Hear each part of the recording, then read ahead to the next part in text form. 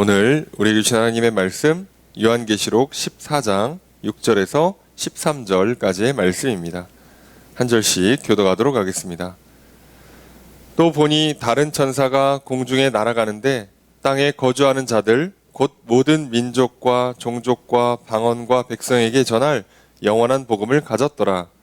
그가 큰 음성으로 이르되 하나님을 두려워하며 그에게 영광을 돌리라. 이는 그의 심판의 시간이 이르렀음이니 하늘과 땅과 바다와 물들의 근원을 만드신 이를 경배하라 하더라.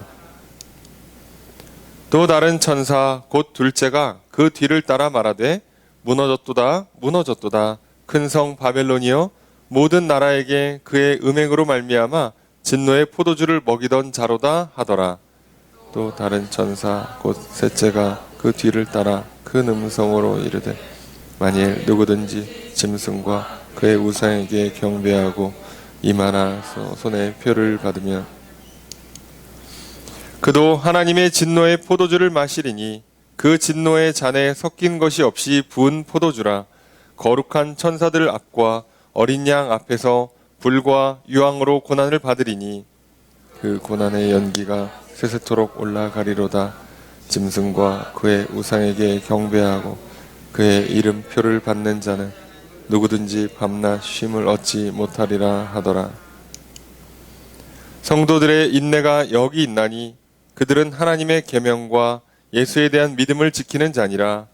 또 내가 들으니 하늘에서 음성이 나서 이르되 지금 이후로 주 안에서 죽는 자들은 복이 있도다 하시매 성령이 이르시되 그러하다 그들이 수고를 그치고 쉬리니 이는 그들의 행한 일이 따름이라 하시더라. 아멘. 자리에 앉으시기 바랍니다.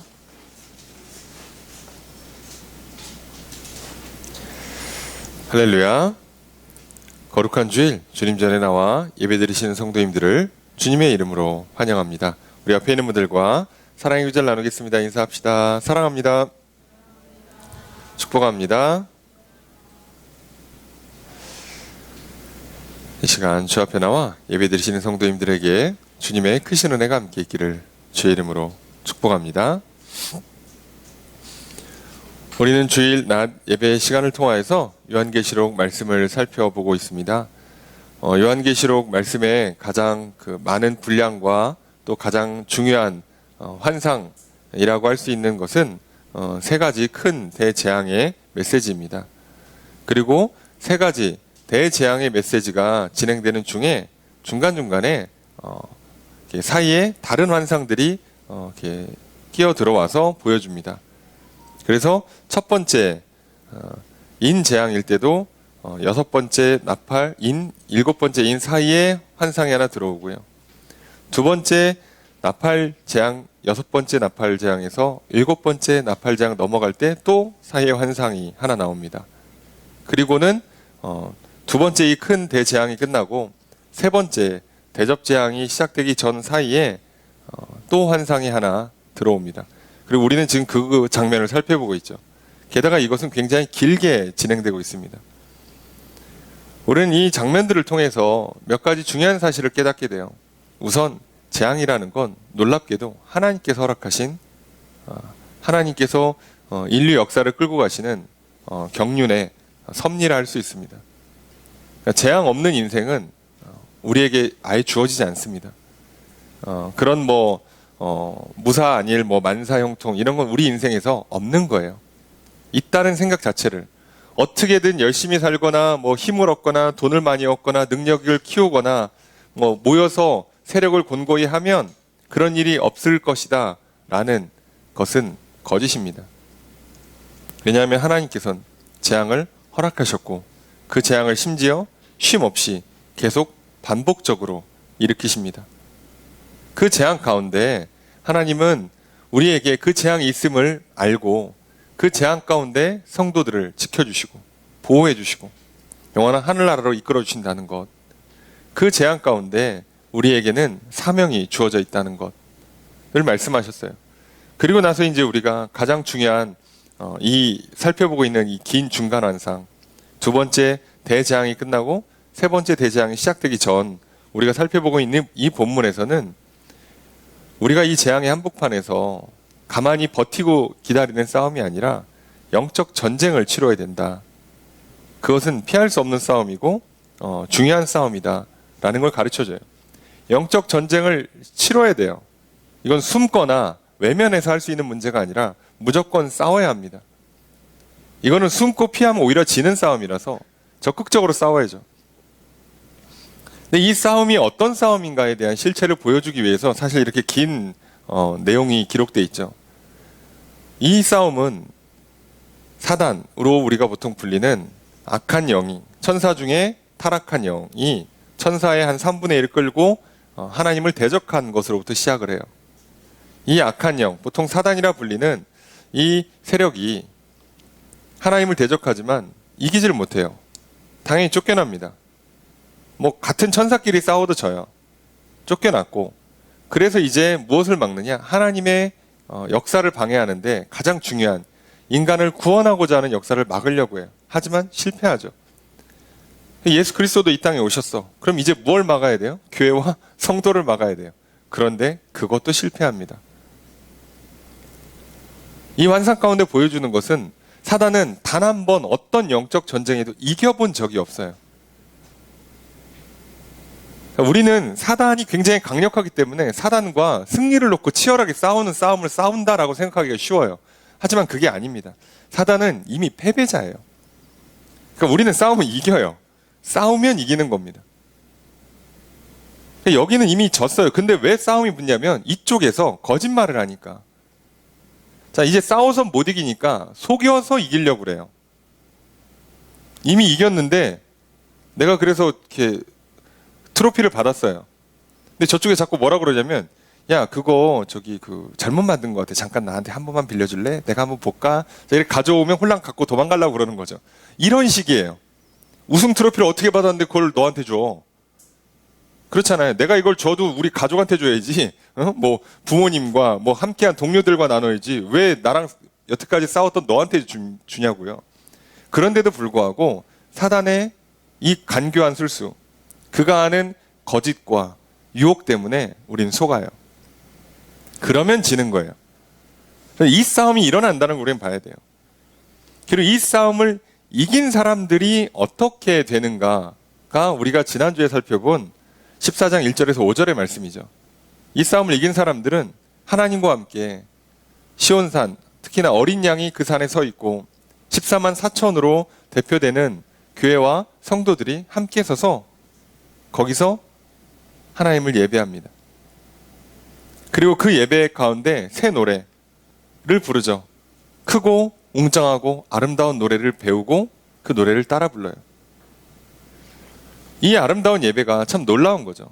우리 인생에서 크고 웅장한 아름다운 노래를 듣고 그 음성을 듣고 살아가는 것과 우리가 그것을 부르며 살아가는 것이 우리 인생의 참된 기쁨이에요. 인생을 아름답게 만드는 힘은 여기에서 나오는 겁니다. 다른 것으로 만들어내지 못해요. 그러다 보니까 우리가 이 땅에서 예배를 드리는 것과 영원한 하늘나라에서 예배를 드리는 것이 우리 인생을 가장 아름답게 만드는 비결. 참 아름다운 인생, 뭔가 크고 위대한 인생을 살아가는 비결이 바로 여기에 있는 거죠. 그럼 도대체 어떤 사람들이 여기서 하는가? 다시 한번 설명하기를 뭐 그리스도의 순결한 신부다, 어린 양의 인도를 따른 사람들이다, 속량을 받은 사람들이다, 거짓이 없고 흠이 없다. 완전한 인생을 살았기 때문이 아니라 그렇게 해주시는 그리스도의 십자가의 대속을 받아들인 사람들이란 뜻이죠. 그리고 그 대속을, 은혜를 유지하며 살아가라고 보내주신 성령의 인도를 따랐던 사람들이죠. 그래서 결과적으로는 결국 거짓 없고 흠이 없는 인생을 살아가는 사람들을 말하죠. 그러니 오늘 우리가 하나님께서 베풀어 주신 은혜를 받아들여서 예수 그리스도를 영접하고 그분의 말씀을 듣고 믿고 그분께서 주신 성령을 힘입어서 말씀을 따라 살아간다면 우리는 바로 이 놀라운 승리의 삶을 살아낼 것입니다. 자, 그렇다면 내용이 대충 끝난 것 같은데 계속 본문이 이어지고 있어요. 뭐 이렇게 설명할 게 많은가? 이게 설명할 게 많아요. 특별히 재앙이 반복되면서 어떤 양상으로 흘러가냐면 마치 출애굽할 때 10가지 대재앙과 비슷하게 처음에는 다 같이 임해요, 재앙이. 그러다가 점점 이스라엘 백성들은 빼고 애굽에만 재앙이 와요. 그러다 마지막 재앙은 그것도 아니죠. 지역이나 종족도 아니라 하나님 말씀을 들은 사람과 안 들은 사람으로 확 갈라져요. 그래서 어린 양의 피를 문설주에 바른 사람은 이스라엘 백성이든 애굽 사람이든 상관없이 그 집에는 장자의 죽음이 임하지 않습니다. 자, 이런 식으로 흘러가는 건데 똑같아요. 재앙도 점점점 믿는 사람들은 자꾸 이렇게 해당 사항이 안 되는 재앙이 와요. 그리고 세 번째 대재앙은 사실상 믿지 않는 사람들을 타겟으로 오는 재앙이에요. 그러니까 이걸 우리 삶에 적용해 보면 우리 삶의 재앙이 반복돼요. 그 재앙은요, 믿는 사람이나 안 믿는 사람이 똑같이 와요. 그러니까 모두 다 인생이 고달프고 힘든데 우리가 하나님의 백성이 되고 하나님의 말씀을 믿고 따르기 시작하고 성령의 인도를 받아 살아가기 시작하면 시작할수록 점점 그 재앙은 나랑 상관없는 재앙이 되기 시작합니다. 재앙에 해당 사항이 없어요. 세상은 혼란하고 복잡하게 살아가는데 뭐 내 인생은 간단하고 내 인생은 평안하고, 마치 아브라함이, 이삭이, 야곱이 뭐 쫓겨나서 산에 가도 뭐 소와 양떼가 번성하고 흉년이 왔는데 그냥 그 자리 있으라고 해서 그 자리 있었더니 100배의 수확을 얻고, 삼촌 집에 가서 그냥 어떻게 보면 노예 계약 당하고 혹사 당하는데 나중에 삼촌보다 더 큰 부자가 돼서 오고, 이렇게 되는 거죠. 남들은 이렇다 저렇다 하는 이유로 힘들어요, 어려워요, 죽을 것 같아요, 뭐 답이 없어요, 답답해요라고 하는데 그냥 우리 인생은 시간이 흐르면 흐를수록 평안하고 안전하고 복이 있는 삶으로 나아가게 되는 거죠. 자, 그 전환점이 바로 오늘 본문, 그리고 또 다음 주에 살펴볼 본문이에요. 이제 이 재앙의 메시지, 그 가운데 성도들에게 주는 메시지가 점점점 심판의 메시지로 갑니다. 그러니까 이제 갈라지기 시작해요. 믿는 자들과 믿지 않는 자들의 모습으로. 자, 그래서 우리가 지금까지 본 건 어쨌든 믿는 자들에게 하나님께서 이 재앙 가운데 보호해 줄 테니 믿어라, 사명을 줄 테니 받아라, 그리고 이게 영적 전쟁이니까 잘 기억하고 이 승리를 절대 빼앗기지 마라, 속지 마라 라고 해주셨어요. 자, 그러면 이제 이렇게 된 사람과 이렇게 하지 않는 사람이 어떤 차이가 나는가가 시작됩니다. 얼마나 그럴듯하게 속입니까? 그죠? 사단은 속이는 것에서만큼은 정말 대단한 능력을 갖고 있어요. 그래서 정말 하나님인 것처럼, 창조주인 것처럼, 죽음을 이기는 부활의 능력이 있는 것처럼, 뭔가 그럴듯한 것처럼 옆에서 바람 넣어주고 해서 결국은 우상숭배, 나아가 하나님을 떠나도록 배교에 이르도록 만들어내요. 자, 그래서 이것에 승리한 사람들이 오늘 우리가 지난주에 살펴본 그 승리의 영광, 그 아름다운 예배에 참여하게 되는 거고요. 그리고 오늘 본문에 오면 이제 이것과 다른 장면이 연출되는 전환이 일어납니다. 총 3명의 천사가 등장을 하게 돼요. 그래서 각각 큰 소리로 메시지를 전합니다. 도대체 무슨 메시지를 전할까? 대재앙을 앞두고 또 천사가 와서 하는 메시지는 또 뭘까?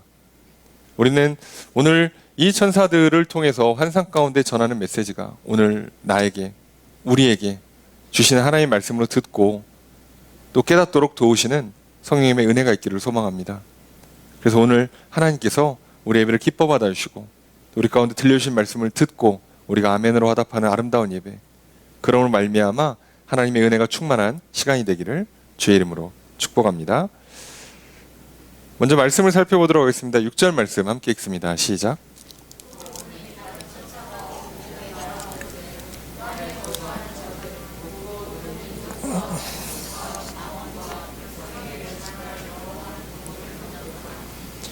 또 보니라고 돼 있으면 장면이 전환된 거죠. 환상이니까 이해하셔야 돼요. 이렇게 하면 바뀐 거예요. 시선이 바뀐 거죠. 자, 다른 천사라고 얘기해요. 여태까지 본 천사가 아니라 새로운 천사가 등장을 합니다. 자, 이것을 시작으로 총 3천사가 등장을 하는데요. 자, 천사가 공중에 날아갑니다. 자, 공중에 날아가는 한 천사가 있는데 봤어요. 봤는데 천사가 공중을 날아가. 처음 보는 천사야. 자, 그런데 놀라운 건 땅에 거주하는 자들 곧 모든 민족과 종족과 방언과 백성에게 전할 영원한 복음을 가졌더라. 이걸 어떻게 아느냐? 설명을 못합니다. 어떻게? 아니, 날아가는 천사가 모든 민족에게 전할 영원한 복음을 가진 거를 어떻게 알아요? 여기 써 있습니까? 이건 모든 민족에게 전할 영원한 복음이다. 이러고 들고 다니진 않잖아요. 그러니까 보면 아는 거죠. 환상이니까. 자, 이걸 알았어요. 그러면 우린 여기서 중요한 걸 캐치해야 돼요. 자, 천사가 들고 있는 이 복음의 메시지는 해당 사항이 누구냐? 모든 민족이에요. 여러분, 하나님의 말씀은 해당 사항이 모든 민족이라고요. 모든 사람. 이건 이스라엘 백성들이나 저희 기독교 국가나 또는 교회 다니는 사람들에게만 해당되는 말씀이 아니라 모두에게 동일하게 적용되는 말씀이에요. 이 말씀이 유일한 기준이 된다고요. 심판의 기준이 되고 상과 벌의 기준이 되는 거죠. 자, 그리고 그것을 영원한 복음이란 말이에요. 모든 백성에게 전하는데 하필이면 또 시기도 영원이에요. 그냥 2000년 전 예수님 오셨을 때나 초대교회나 에만 해당하는 게 아니라 2000년 전이나 지금이나 동일하고 오늘 내일도 동일한 영원한 속성의 말씀이라는 거죠. 자, 그럼 중요한 건 이게 복음이라는 거예요. 복음이라는 단어가 굉장히 특이하죠. 왜냐하면 굉장히 넓은 의미를 갖고 있어요. 직역하면 복된 소식이죠. 그리고 유대인들에게 복된 소식이라고 하고 또는 헬라, 로마 문화권에 있는 사람들에게 복된 소식, 그러면 기본적으로 다 승리의 소식이에요. 복음이라는 건 기본 개념이 전쟁 나가서 이기고 들어와서 승전보를 알리는 것을 복음이라는 개념으로 써요. 그러면 이스라엘 백성들에게 복음이라는 것은 결과적으로 이 나라가 독립하는 것, 그리고 죽음을 이겨 영원한 생명에 들어가는 것, 이 땅에 사는 동안에 죄를 이겨 자유와 평안을 누리는 것, 질병을 이기고 또는 흉년이나 가난을 이겨서 삶의 평안을 누리는 것. 자, 이게 복음이에요. 이게 승리의 소식이죠. 그리고 복음에는 이게 다 포함되어 있습니다. 자, 그럼 우리에게 복음은 바로 우리에게 주어지는 복된 소식, 승리의 소식은 바로 예수 그리스도죠. 이게 중요한 거예요. 예수 그리스도의 복음, 예수가 그리스도이시다라는 복음이죠. 예수가 하나님의 아들로서 이 땅에 오셔서 우리의 죄를 대속하기 위해서 십자가에 달려 돌아가셨고, 그래서 우리 죄를 용서해 주셨고, 죽음에서 부활하심으로 우리의 죽음을 이기시고 영원한 생명을 준다고 확증하셨고, 그리고 하늘로 올라가시고 하늘 보좌 우편에서 약속하신 성령을 내려주시며, 그래서 우리를 이 복음을 듣고 믿고 살아가도록 힘도 주시고 능력도 주시고, 그리고 다시 오셔서 영원한 심판을 하시겠다는 약속까지 하셨어요. 이게 우리에게 복음이죠. 자, 이 복음을 갖고 전하니까 이 복음을 갖고 전하면서 하는 천사의 메시지가 있어요. 도대체 그럼 천사는 이 복음을 들고 뭐라고 하는가? 7절 말씀 함께 읽습니다. 시작.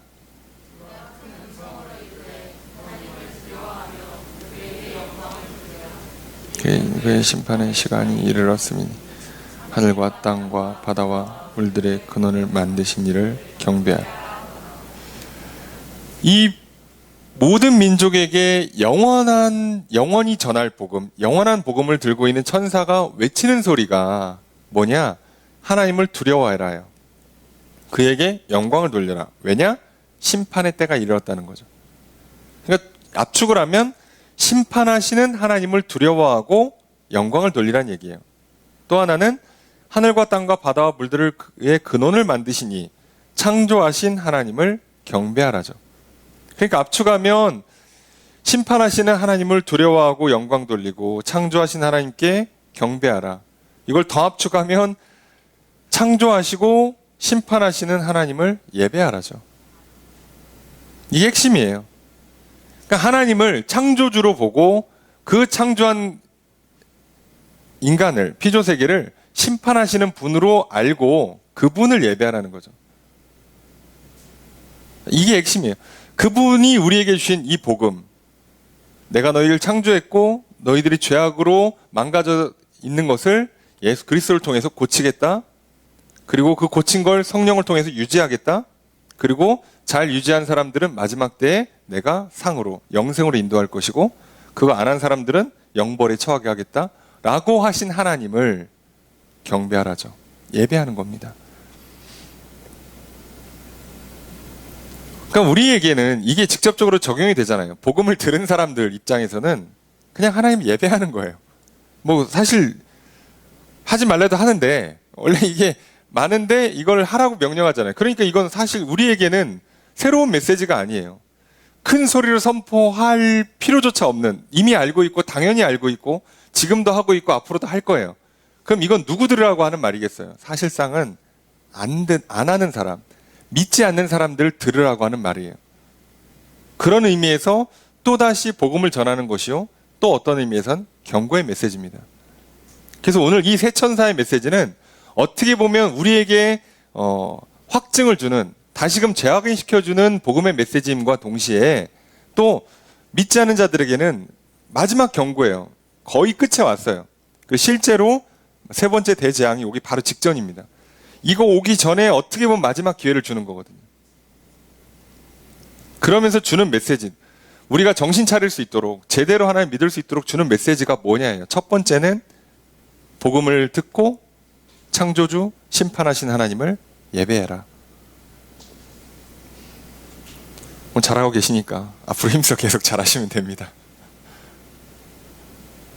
자, 그러면 어떻게 보면 이거 당연한 건데, 믿지 않는 사람들에게는 이거 참 그렇죠. 예, 복음을 들으세요, 예수 믿으세요, 하나님 예배하세요가 생각만큼 이렇게 쉽지 않아요. 네, 이게 참 잘 안 되죠, 그분들은. 그래서 이게 은근히 어렵습니다. 그런데 이게요, 분명히 모든 민족에게 영원토록 선포되는 복음이지만 항상 우리에게는 긴장이 있죠. 왜요? 언제 죽을지 몰라요. 또한 주님 언제 다시 오실지 몰라요. 이 문제 때문에 분명히 모두에게 영원하게 허락되어져 있는 복음이고, 그러니까 언제라도 듣고 믿고 하나님 예배하기만 하면 되는데, 중요한 건 기회가 무한히 제공되진 않는다는 거죠. 그래서 항상 오늘, 지금 들어야 돼요. 이게 중요한 겁니다. 자, 그렇다면, 자, 이 메시지는 너무 당연한 메시지 같지만 이 뒤에 있는 메시지들은 사실상 우리들에게는 승리의 재확인의 아름다운 선포지만 믿지 않는 자들에게는 굉장한 경고의 메시지로 들릴 거예요. 그 메시지가 이제 두 번째, 세 번째 천사의 메시지가 됩니다. 8절 말씀 읽겠습니다. 시작.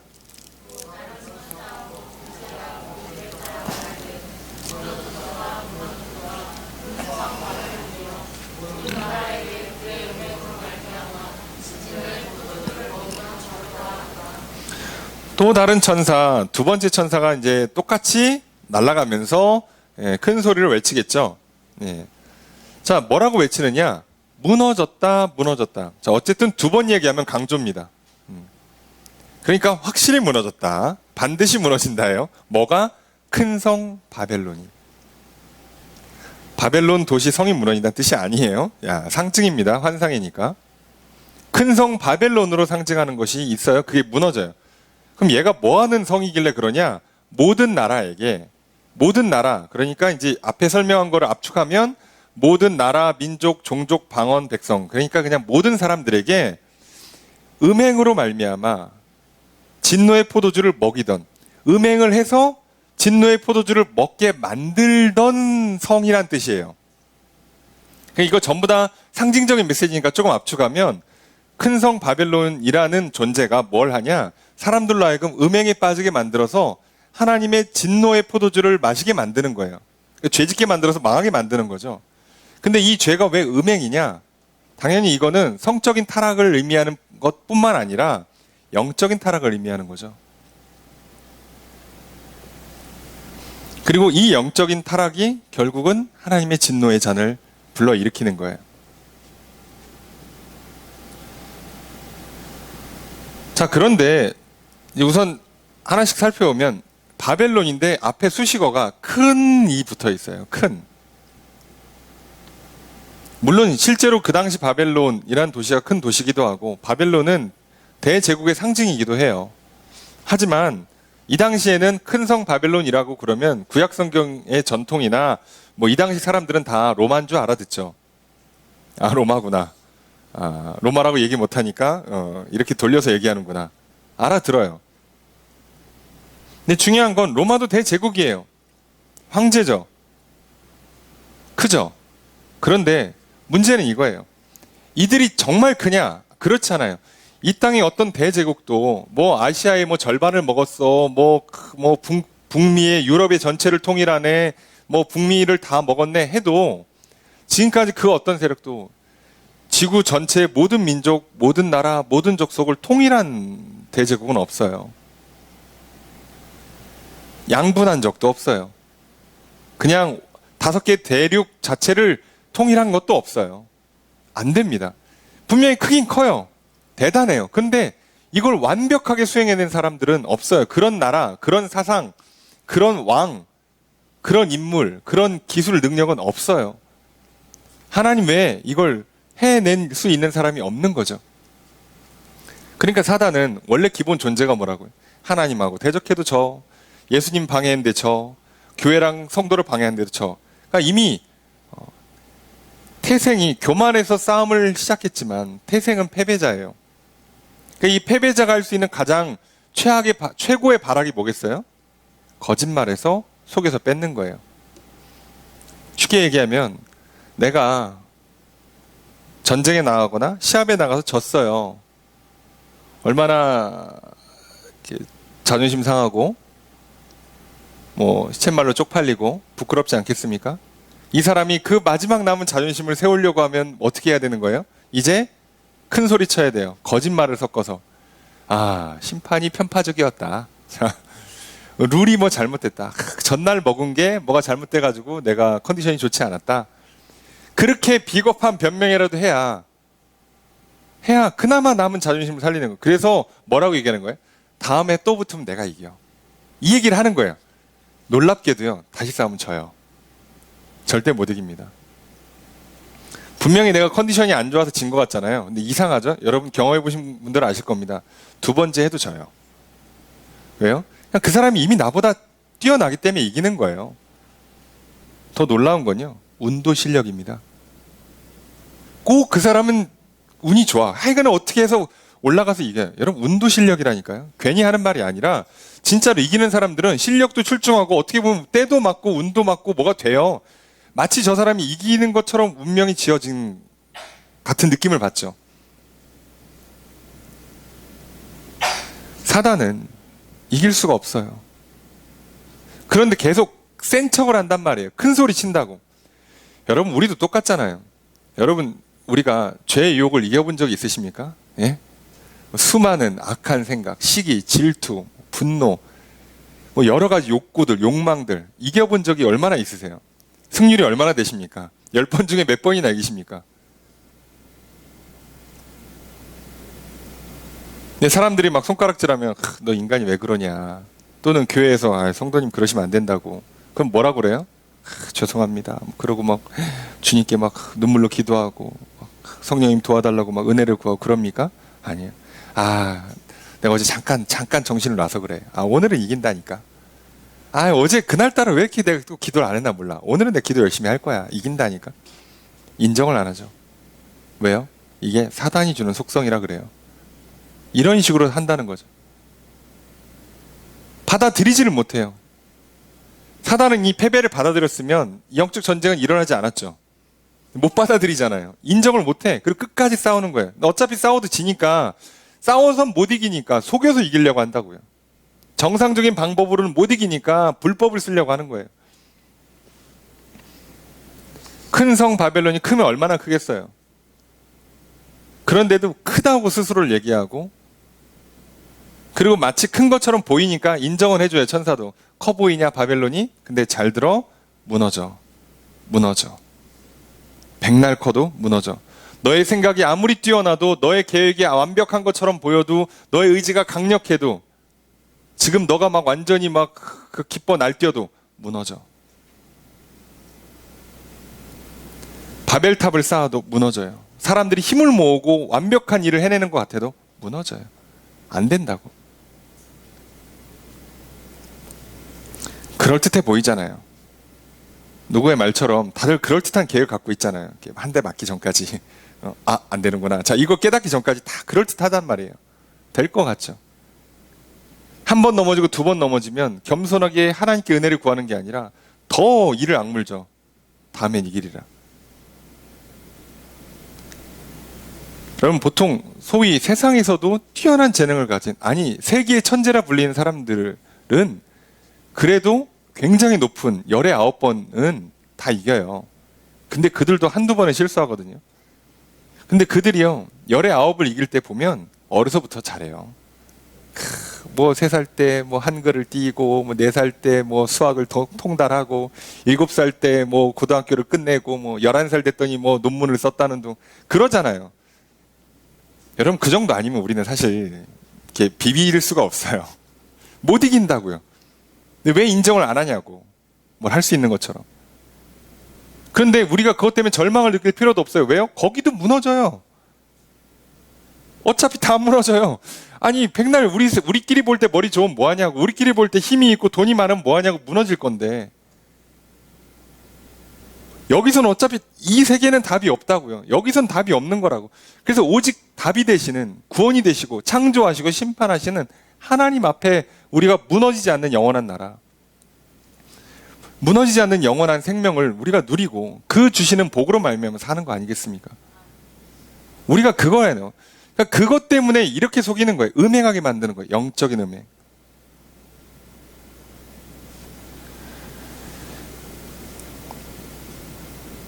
이 당시 영적인 음행을 이제 뭐 단순히 한 성적 타락이 아니라 영적 음행, 영적 간음.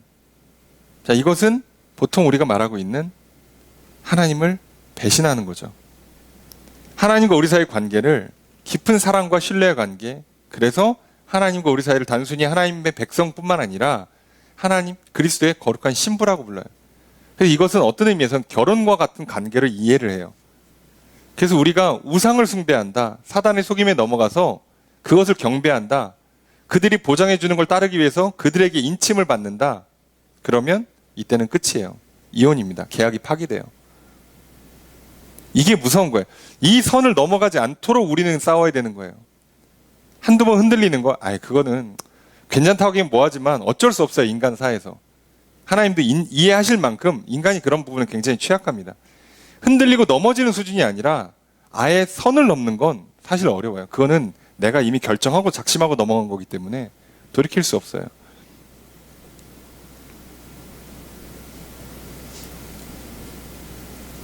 그래서 우리가 오늘 이 싸움을 과연 그럼 어떻게 이기냐? 분명히 선포했어요. 바벨론은 무너질 것이고 그들이 말하는 그 음행을 통해서 배교하게 만드는, 그래서 본인들이 뭔가 구원을 이루어내고 세상에서 승리할 것처럼 보이는 모든 것들은 다 무너져요. 그럼 이거를 우리에게 적용하면 우리의 신앙도, 우리의 인생도 우리가 바벨론을 따르듯이 악한 영을 따라서 뭔가 그럴듯한 방법으로 크고 대단해 보이는 이 시대에 앞서가는 뭔가 훌륭해 보이는 그거를 붙잡으면 붙잡을수록 무너집니다. 여러분, 오늘날 교회가 무너진 이유가 뭐겠어요? 오늘날 수많은 그리스도인들의 신앙이 무너진 이유가 뭐겠어요? 다들 뭔가 그럴듯한 걸 붙잡아요. 아니, 오직 우리는 하나님께만 있다니까요. 이게 굉장히 특이한, 커 보이지만 분명히 그게 대단해 보이잖아요. 이 시대에 뭔가 이렇다, 이렇게 하면 된다, 교회도 이렇게 하면 된다. 대단해 보이고 그럴듯해 보이지만 거기에 속으면 안 됩니다. 우리 인생도 마찬가지예요. 여러분, 이렇게 하면 성공합니다. 이렇게 하면 잘 될 겁니다. 노후가 됩니다. 이렇게 하면 뭐가 됩니다. 그렇게 되지 않을 거예요. 어떻게 될지 몰라요. 오늘 우리들이요, 어떻게 정말 이 무너지는 것을 인정하고 이 선포, 이 경고를 우리가 기억한다면 우린 또 하나 어떻게 제대로 세워지는가를 또한 살펴봐야죠. 스가랴서 4장 6절에서 7절 말씀에 이렇게 기록되어 있죠. 그가 내게 대답하여 이르시되 여호와께서 스룹바벨에게 하신 말씀이 이러하니라. 만군의 여호와께서 말씀하시되 이는 힘으로 되지 아니하며 능력으로 되지 아니하고 오직 나의 영으로 되느니라. 큰 산아 내가 무엇이냐? 내가 스룹바벨 앞에서 평지가 되리라. 그가 머릿돌을 내려놓을 때에 무리가 외치기를 은총, 은총이 그에게 있을지어다 하리라 하셨고, 스가랴 선지자가 포로에서 귀환한 백성들, 그 성전을 재건하는데 어려움을 겪어요. 여러 가지 문제들이 있죠. 농사가 잘 안 되고 뭐 여러 가지 방해가 있고. 그래서 총독 스룹바벨을 향해서 스가랴 선지자가 하나님의 말씀을 대언해 줍니다. 그게 뭐예요? 성전을 짓는 건, 신앙을 바로 세우는 건, 그래서 이 민족이 다시 회복되는 건 힘으로 되거나 능력으로 되는 게 아니라는 거예요. 게다가 총독이니까 이걸 총책임져야 되는 사람이에요. 너의 힘과 능력이 부족해서 그런 문제가 생기는 것 또한 아니라는 거예요. 그리고 네가 힘을 쓰고 능력을 발휘한다고 해서 될 것도 아니라는 거예요. 오직 하나님의 영으로 됩니다. 성전을 짓는 것도, 하나님의 백성들을 다시 이렇게 세우는 것도 다 하나님의, 성령의, 하나님의 영으로 되는 거예요. 성령으로 된다고요. 오늘 똑같아요. 내가 거룩한 성전을 세워지는 것도, 우리 교회가 세워지는 것도 나의 힘이나 우리의 힘, 능력으로 되는 게 아니라 하나님의 영으로 되는 겁니다. 그리고 이것을 오늘 두 번째 천사의 메시지를 통해 선포하고 있는 거예요. 큰 성 바벨론은 무너져요. 그들이 그럴듯하게 속여서 하나님 아닌 다른 것들을 자꾸 따르게 만드는 모든 방법들은 다 무너지고요. 도리어 하나님의 진노를 일으킵니다. 그러나 하나님 분명히 얘기하세요. 힘이나 능력으로 되는 게 아니라 나의 영으로 된다. 그리고 내 영이 임할 때는 큰 산이 평지가 될 것이다. 분명히 저렇게 커 보이는 것들이 하나님 앞에서 평지가 돼요. 무너진다고요. 세상 사람들은 이렇게 해야 잘 된다, 저렇게 해야 잘 된다, 뭐 어려서부터 뭘 해라, 뭘 준비해라, 뭐가 하면 잘 될 것이다, 이렇게 하면 성공한다, 이렇게 하면 건강해진다, 수많은 얘기를 할 때 우리는 하나님의 영의 인도함을 따라, 그리고 하나님께서 약속하신 대로 주시는 놀라운 복과 기적으로 말미암아 승리하는 인생, 바로 세워가는 인생이 될 것입니다. 사단이 하라는 대로 하면, 또는 세상이 하라는 대로 하면 힘을 얻고 권력을 얻고 행복하고 만족할 줄 알았는데 그게 아니에요. 무너지죠. 사단의 약속이 무너지고요. 사단의 역사 자체가 무너집니다. 대제국 중에 지금까지 살아있는 대제국이 하나도 없어요. 다 무너집니다. 그리고 또 앞으로 어떻게 세계 질서가 편성될지도 몰라요. 사단의 왕국은 무너져요. 여러분 잘 기억하세요. 여러분 어떻게 패배자가 승리를 약속할 수 있겠어요? 이건 논리적으로도 말이 안 되죠. 패배자가 안전을 보장해 주는 게 어디 있습니까? 이미 졌는데 지고 와가지고 나랑 같이 하면 안전해. 이게 어디 있어? 아니 하나님 배신하고 와서, 아니 나름의 승리를 얻었으면 그래 그럴듯한다고 속아라도 주겠지만 이미 졌어요. 하나님께도 지고, 예수님한테도 지고, 성령님한테도 지고, 천사한테도 지고, 교회한테도 지고 다 졌어. 근데 뭘 거기에 무슨 승리가 있냐고. 사단이 하라는 대로, 세상이 하라는 대로 해서 무슨 안전이 있고 평안이 있을 수 있겠냐고. 한 번도 이겨본 적이 없는데 뭘 갖다 주냐고요.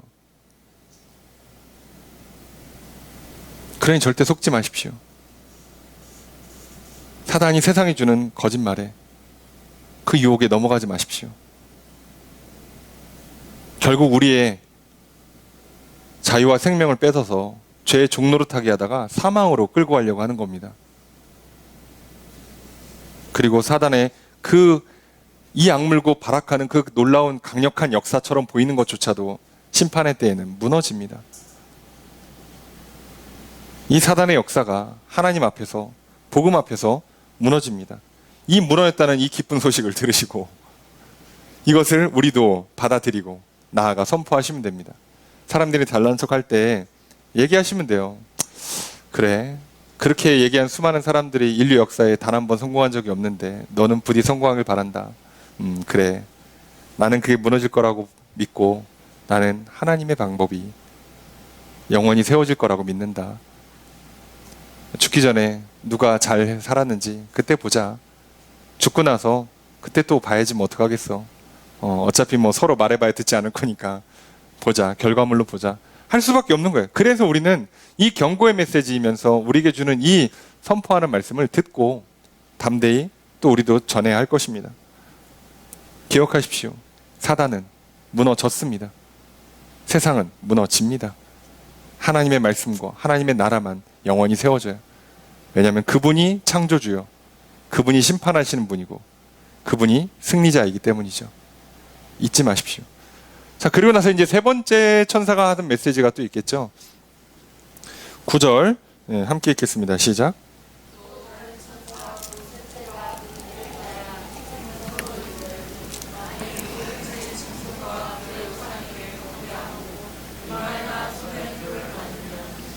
자, 세 번째 천사 똑같은 얘기를 해요. 자, 그러면서 큰 소리를 외치는데, 만약 누구든지 짐승과 우상에게, 그죠? 짐승과 우상에게. 큰 성 바벨론이 이거예요. 경배하고 이마나 손에 표를 받으면. 그러니까 경배한다, 우상 숭배하고 표를 받는다, 그들 편에 선다, 그들에게 확증을 받는다, 그들에게 소속되는 것을 확증한다. 자, 이러면 게임 끝난 거예요. 여기는 이제는 사실 우리 손을 떠났어요. 어떻게 해줄 방법이 없습니다. 여기 넘어가면 어려워요. 자, 이 정도 된 사람들 어떻게 되는가? 10절 읽습니다. 시작.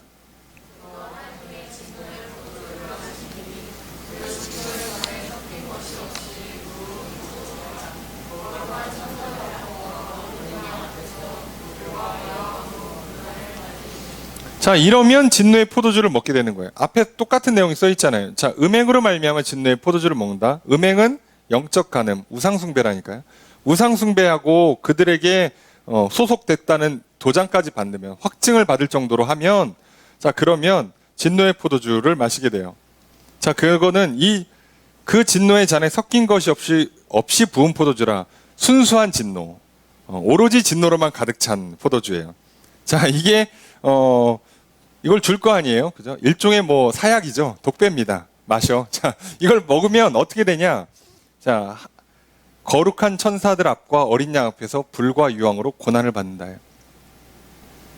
자, 세상이 주는 방법을 따르면, 우상 숭배를 하기 시작하면, 이단에 빠지기 시작하면 이제부터 뭐가 시작된다고요? 본격적으로 고난이 시작돼요. 그동안 반복됐던 재앙은 예고편에 불과한 거예요. 진짜 고난이 시작돼요. 이 재앙을 피하고 싶어가지고 사실은 속은 거 아니에요?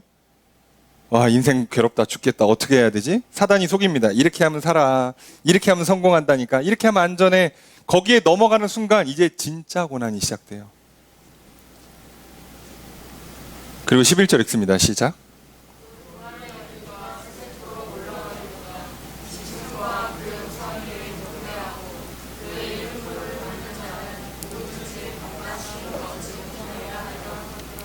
(11절에) 보니까 고난의 용기가 세세토록 올라간다. 세세토록, 영원이란 뜻이죠. 예. 시작하는 순간 끝이에요. 자, 해결이 안 됩니다. 지난번에 말씀드린 것처럼 무적행은 여는 게 아니에요. 마음 깊이 담긴 상처를 끄집어내서 해결한다. 여러분, 표현이 좀 그렇습니다만, 무슨 뭐 마음 수련, 뭐 심리 치료, 뭐 상담, 뭐 또는 뭐 정신 수양, 뭐 아니면 뭐 힐링, 뭐 여행, 예, 시작하는 순간, 예, 이제 걷잡을 수 없는 일이 일어나요. 자, 이거는 뚜껑을 열면 안 되는 거예요.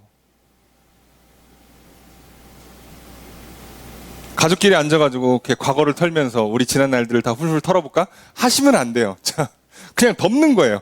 그냥 덮고, 그냥 다 덮읍시다. 한마디로 끝내고, 이제 오늘부터 우리 서로 사랑합시다. 이래야지.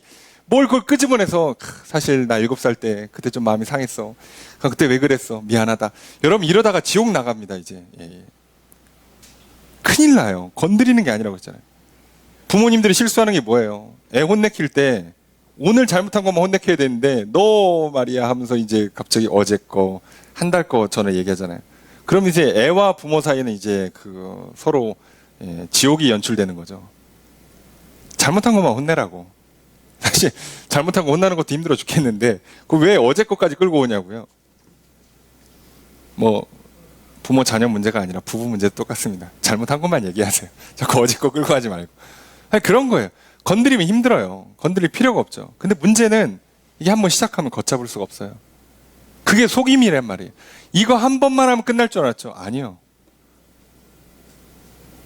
그래서 이렇게 우리도 가끔 마케팅에 속아가지고 미끼 상품 한 방에 끝날 줄 알았더니 한 번 시작했더니 알고 봤더니 고객님, 이게 한 번으로 잘 안 되고요. 예, 한 10번을 하셔야 한 번에 끝이라 10번 하면 끝날 줄 알았더니 이제 꾸준한 관리를 받으셔야. 자, 이러면 이제 돈이 미친 듯이 들어갑니다. 그리고 정작 별로 건강해지고 그러지도 않아요. 그 돈으로 맛있는 거 먹고 그냥 잠 잘 자고 운동하는 게 낫는데 그렇다고요.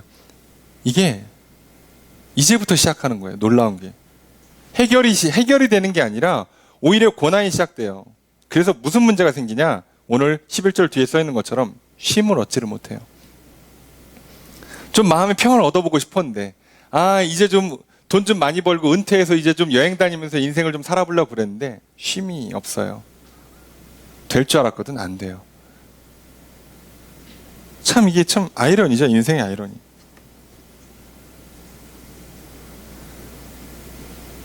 그래서 인생의 고난의 연속이잖아요. 우리도 많이 속잖아요. 공부 열심히 해라. 대학 갈 때까지만. 대학 가면 놀아. 대학 가면 애인 생겨. 갔더니 이제 공부를 시작하는 거죠. 죽으라고 한 4년 공부했더니 이제 고민해야 돼요. 취업 공부를 더 할 거냐? 대학원을 갈 거냐? 야, 미치겠죠. 쉼이 없다니까요. 고난이 시작되는 거예요. 그리고 취업하면 끝나나? 아니요. 그래서 계속 그래서 또 스펙을 쌓으려고 돈 벌려고 이렇게 저렇게 결혼을 하라는, 누구는 결혼하라고 누구는 결혼하지 말라고 그러고 누구는 이렇게 살아 저렇게 살아 하나 붙잡고서 막 미친 듯이 가면 그때부터 고난은 시작되고 쉼은 얻지를 못해요.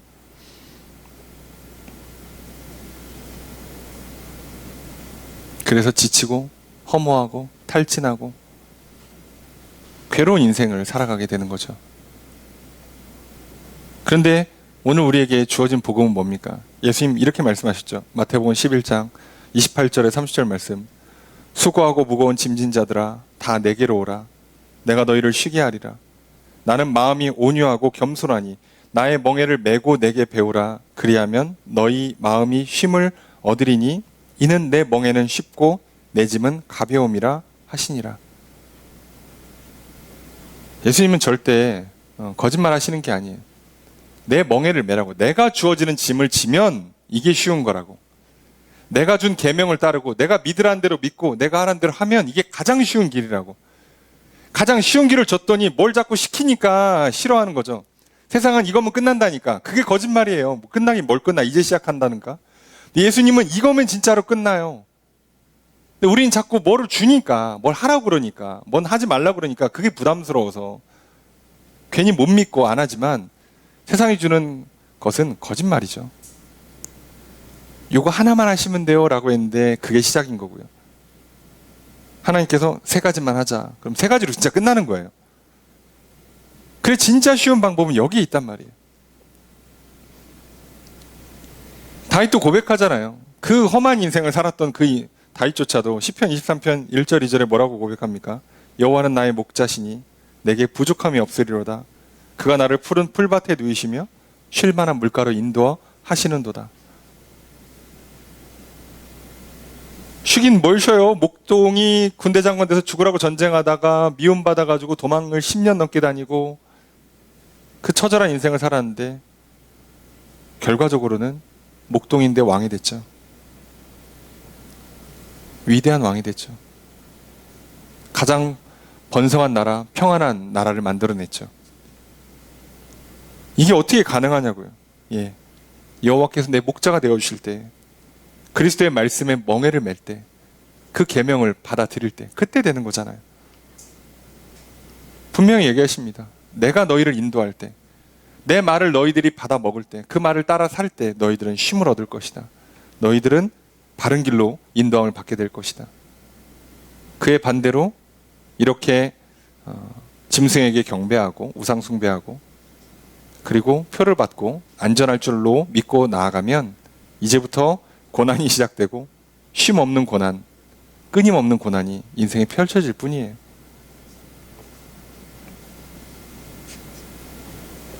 그래서 이렇게 말합니다. 12절 함께 읽습니다. 시작.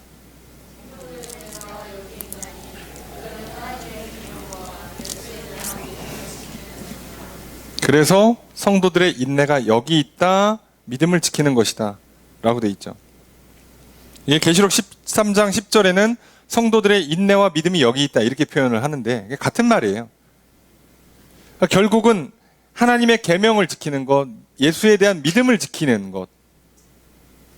자, 이것이, 이 믿음, 그리고 이 인내가 필요해요.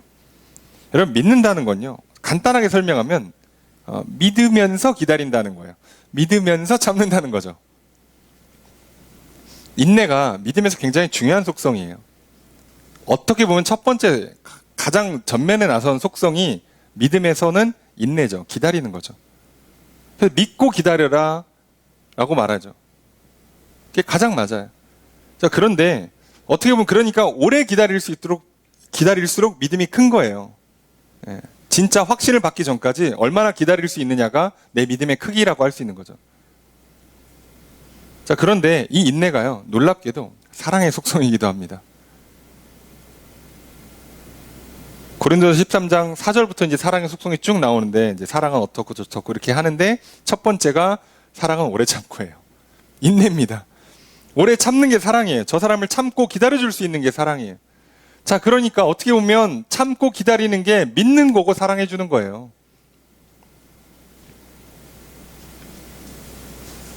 그러니까 우리도 믿음으로, 하나님을 향한 믿음, 하나님을 향한 사랑으로 참으시고 기다리셔야 됩니다. 약속하신 걸 주실 때까지, 내 기도에 응답해 주실 때까지 성령을 부어주시고, 그리고 내 안에 확실한 믿음을 넣어주시고 충만한 사랑으로 채워주실 때까지 우리가 할 수 있는 최대한의 믿음과 우리에게 주어져 있는 그 사랑을 최대치로 끌어내서 참고 기다려야 돼요. 그 사이에 세상은 우리에게 큰 소리 칠 겁니다. 그럴듯한 걸로 우리를 유혹할 겁니다. 속이려고 들 거고요. 그때 믿음을 갖고 사랑을 잃지 않고 참고 기다리셔야 돼요. 하나님의 약속이 더디 이루어지는 것처럼 보일 수 있습니다. 그래도 믿음 잃지 마십시오. 세상이 뭔가 더 그럴듯해 보이고 좋을 수 있습니다. 절대 세상을 사랑하지 마십시오. 참고 기다리셔야 합니다. 저는 왜 이렇게 우리에게 이렇게 참고 기다리는가? 아니, 왜 빨리빨리 해주시지? 왜 이렇게 좀 이렇게 오래 걸리나? 다 이유가 있어요. 베드로서 3장 9절에 이렇게 기록되어 있습니다. 주의 약속은 어떤 이들이 더디다고 생각하는 것 같이 더딘 것이 아니라 오직 주께서는 너희를 대하여 오래 참으사 아무도 멸망하지 아니하고 다 회개에 이르기를 원하시느니라. 왜 예수님 이렇게 다시 오시는 게 늦으시냐? 그러면 사랑하셔갖고 최대한 많은 사람들이 구원을 얻도록 하시기 위함이라는 거예요. 하나님의 약속은 더디 이루어지는 게 아니라 우리를 사랑하셔서 가장 좋은 때에 이루어 주신다는 거죠. 그러니까 이걸 믿으시면 돼요. 절대로 우리 기도가 더디 응답되는 게 아닙니다. 가장 좋은 때에 이루어집니다. 우리는 그저 믿기만 하면 돼요. 믿고 기다리시기만 하면 됩니다. 그리고 좀 참으세요. 저쪽에서 아무리 이렇게 큰 소리 치고 막 그럴듯한 걸 자꾸 보여주면서 유혹하고, 야, 아직도 안 됐니? 우린 벌써 다 됐는데. 자, 이럴 때 속지 마십시오. 조금만 참으세요. 엄마가 와서 맛있는 거 사들고 온다고 좀만 기다려. 그런데 옆에 있는 친구가 편의점 가서 컵라면 먹자 할 때 참아야 돼요. 여기는 지금 1,000원짜리 이렇게 삼각김밥 세트 해봐야, 라면에 삼각김밥 세트 해봐 2,000원짜리고 지금 어머니는 지금 20만 원짜리 만찬을 들고 오고 있어요. 좀만 참으세요. 예. 괜히 라면에 삼각김밥 맛있게 먹고 20만 원짜리 배불러서 못 먹고 그러지 마시고 조금만 참으시라고요. 그러니 오늘 우리가 믿음을 갖고 인내하셔야 합니다. 조금만 더 기다리세요. 조금 더 기다린다고 큰일 안 나니까요. 그 사이에 죽거나 그러지 않으니까요. 걱정하지 마시고, 심지어 그 과정도 지켜주시니까 그럼 믿음을 갖고 기다리십시오. 자, 그래서 결과가 어떻게 떨어지냐? 13절입니다. 함께 읽습니다. 시작.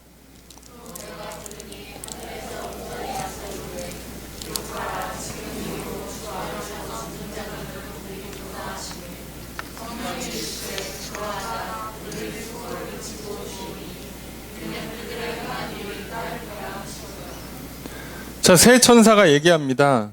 복음을 듣고 하나님을 예배해라. 바벨론 무너졌다. 그리고 그 우상에 속아서 우상 숭배하고 표를 받고 그러면 진짜 고난이 시작되고 쉼을 얻지 못한다 라고 얘기를 해요. 그래서 좀 믿음을 갖고 인내해라 라고 얘기해 주면서 갑자기 하늘에서 음성이 나와요. 이게 딱 천사들의 메시지가 끝나는데 하늘에서 마치 그 얘기가 맞다는 것처럼 하늘에서 다 소리가 나와요. 이게 누구의 음성인지 정확히 모르지만 대부분 이렇게 되면 이제 뭐 하나님의 음성이라고 봐야죠. 뭐라고 말씀하시냐? 기록하라요. 자, 이게 중요한 거죠. 기록하라라고 해놨으면 이거는 명시하는 거예요. 약속입니다. 무조건 되는 거죠. 뭐냐? 지금 이후로 주 안에서 죽는 자들은 복이 있다. 주 안에서 죽는다. 예수 그리스도 안에 죽는다. 믿음으로 살다가 죽는 사람들은 복이 있다예요. 그랬더니 성령님이 뭐라고 그러시냐? 화답을 합니다. 맞다. 그렇다. 그들이 수고를 거치고 쉰다. 이는 그들이 행한 일이 따름이라. 그들이 행한 일이 뭐겠어요? 요 앞에 있는 것처럼 믿음을 지킨 거죠. 계명을 지킨 거예요. 참고. 하나님을 예배한 겁니다. 복음을 받아 먹는 사명, 복음을 전하는 사명을 감당한 거예요. 자, 이들이 뭐 한다고요? 쉰다는 거죠. 여기엔 참된 쉼이 있어요. 그러니까 참된 쉼은 예수 그리스도 안에서 죽음 이후에 영원한 안식을 누리니까 이게 진짜 복 있는 거예요. 게다가 더 놀라운 건 항상 하나님은 죽음 이후만 얘기하시는 분이 아니라고 그랬잖아요.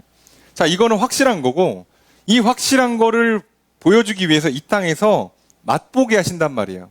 그래도 너무 멀리 보게 하면 우리가 육신을 갖고 있기 때문에 못 버텨요. 그래서 중간중간에 이렇게 맛배기를 한 번씩 이렇게 넣어주는 겁니다. 예고편 한 번씩 보여주고, 예? 그리고 뭔가 이렇게 맛을 보고 느낌을 알 수 있도록 계속 중간중간에 해주세요. 자, 그래서 우리가 이 땅에 사는 동안에 예수 안에 있는 자들, 말씀을 믿고 따르는 자들에게 쉼을 주실 거예요. 세상에 줄 수 없는 평안, 만족, 안식을 얻게 한다고요. 게다가 우리가 제대로만 하나님 말씀대로 살아낸다면 우리는 매 주일마다 안식을 누릴 수 있을 거예요. 얼마나 좋습니까? 남들은 평생에 고난이 계속되고 쉼을 얻지 못하는데 우리는 일주일에 한 번씩 영원한 안식을 땡겨서 미리 맛보는, 아, 이런 느낌이구나 를 알 수 있는 그런 삶을 산다는 것 얼마나 좋습니까? 근데 왜 하필이면 이제 죽는다는 얘기를 하냐? 예, 죽음이라는 걸 우리가 인정해야 돼요. 재앙이 반복되니까. 어쨌든 바벨론이 크긴 커요. 예, 로마의 핍박이라든가 또는 박해라든가 있을 수 있으니까요. 믿음으로 사는 게 마냥 쉽지만 않을 수 있고요. 세상살이가 믿음을 떠나서 우선 세상에 산다는 것 자체가 그렇게 쉬운 삶은 아니고요. 우리가 육신을 갖고 살아간다는 게 그렇게 호락호락하진 않아요. 그렇지만 우리에게는 죽음 자체도 복이기 때문에 전혀 죽음을 두려워하지 않게 되는 거죠. 이게 무섭습니다. 죽음 자체가 복이 있다. 진짜 좋은 건 죽음 이후에 온다. 여기서도 좋은 걸 미리 맛보지만 죽음 이후에 진짜 좋은 걸 본다. 여러분, 그럼 죽음은요 그냥 통과 의례 정도밖에 안 됩니다. 그런 사람들이 뭐 고난, 핍박에 무서워가지고 겁먹고 사단이 큰 소리 치거나 막 그럴듯한 걸로 막 이렇게 유혹하면 넘어가긴 하겠습니까? 안 넘어가죠. 오늘 우리는 코로나 시대를 살아가요. 코로나도 죽음을 가져오긴 합니다. 피부로 와닿을 만큼 엄청난 죽음은 아니지만 그래도 많은 사람들이 이미 죽었어요. 앞으로도 죽을 거고요. 또 코로나 이후에 죽음에 준하는 많은 고통을 우리에게 가져다 줄 수도 있어요. 두려워할 필요가 없습니다. 그것 때문에 뭐 교회를 떠난다, 신앙을 버린다, 이렇게 하면 산다더라. 그러니까 집 밖은 위험해, 나가지도 않고. 야, 뭐 요즘은 교회 안 가고 그냥 이렇게 라이브로, 유튜브로 또는 뭐 이렇게 TV로, 라디오로 예배를 드려도 뭐 된다더라. 야, 요즘 뭐 그럴 것도 없이 저기 메타버스 시대니까 캐릭터 보내놓고 나는 좀 잘래. 저 안식을 누린다. 뭐 좋을 것 같죠? 그럼 안전할 것 같지? 교회에 갔어, 캐릭터가. 예, 갔어, 실제로. 가상 교회를 갔어. 나는 집에 있고. 아, 그러니까 네가 교회를 가, 안전하게. 아바타 보내는 거죠. 아니, 그래도 된대. 뭐, 그러니까, 아, 좋다. 될 것 같죠? 예. 그렇게 하면 무너집니다. 더 괴로워요. 나중에 내 몸도 가야 되고, 아바타도 보내야 되고, 관리하기 힘들어요. 하나만 합시다. 그래서 우리는요, 어렵게 할 필요가 없어요. 시편 119편 105절에 이렇게 기록되어 있습니다. 주의 말씀은 내 발의 등이요 내 길의 빛이니이다. 내가 한 걸음 한 걸음 어떻게 나아가야 될지를 주님의 말씀이 빛을 비춰주는 거예요. 내 인생길을 어디를 향해 나아가야 할지 하나님께서 빛을 비춰주시는 겁니다. 그러니 주님의 말씀이신 예수 그리스도 외에 우리가 어떻게 오늘을 살아가고 내일을 향해 나아갈지 답을 얻을 수 있는 방법은 없어요. 세상이 주는, 사단이 주는 거짓과 유혹에 속지 마십시오. 그래서 우상숭배에 빠지지 마시고, 이단 사상에 빠지지 마시고, 세상의 풍조나 어떤 교훈이나 유행에 넘어가지 마십시오. 오직 영원한 복음, 하나님의 말씀, 예수 그리스도만 붙잡으십시오. 그렇게 하면 우리에게 영원한 안식이 주어질 것이요, 이 땅에서 그 안식을 미리 맛보며 쉼을 얻고 새 힘을 얻고 살아가게 될 것입니다. 오늘 행한 일, 우리가 복음을 받아들이는 것, 그 복음을 전하는 일, 하나님을 예배하는 일, 그것에 충성합시다. 코로나가 됐든 뭐가 됐든 흔들리지 마시고 조금만 믿음을 갖고 인내하십시오. 하나님께서 약속을 이루어 주실 것이요, 영원한 하나님 나라를 보장해 주실 것입니다. 그래서 결국 세상은 무너지고 하나님 나라가 우뚝 서는 걸 이 땅에서도 경험하시고 영원한 하늘나라에서 누리며 살아가시는 저 여러분들이 되시기를 주의 이름으로 축복합니다. 그렇게 살아가도록 또 오늘 우리에게 말씀을 전해주셨고 그렇게 살아가라고 또 성령으로 도와주실 것입니다. 그렇게 또 오늘도 말씀해 주시고 또 도와주시는 주님의 크신 은혜가 우리 한 주의 삶에 앞으로 우리 인생길에 가득하기를 주의 이름으로 축복합니다.